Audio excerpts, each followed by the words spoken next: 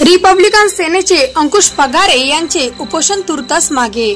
नायब तहसीलदार यांच्या लेखी आश्वासनाने तूर्त मागे। 3 मागण्यांची पूर्तता करण्याचे लेखी आश्वासन।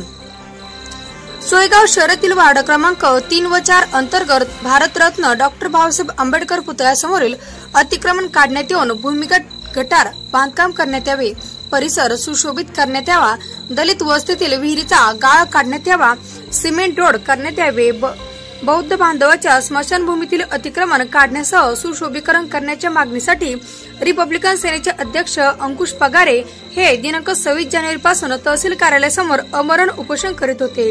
त्यांच्या मागण्याकडे नगर पंचायत प्रशासन हेतुपुरस्सर दुर्लक्ष करीत होते। दरम्यान त्यांची प्रकृती दिवसेंदिवस ढासळत चाललेली होती। दरम्यान सोयगाव तहसील कार्यालयाचे नायब तहसीलदार संभाजी देशमुख व काकासाहेब साळवे यांनी उपोषणकर्ते व नगर पंचायत प्रशासन यांच्या मध्यस्थीनंतर गेल्या महिन्याभरात 3 मागण्या पूर्ण करण्यात येण्याचे लेखी आश्वासन दिले। त्यामुळे अंकुश पगारे यांनी आपले उपोषण तुर्तास मागे घेतलेले आहे।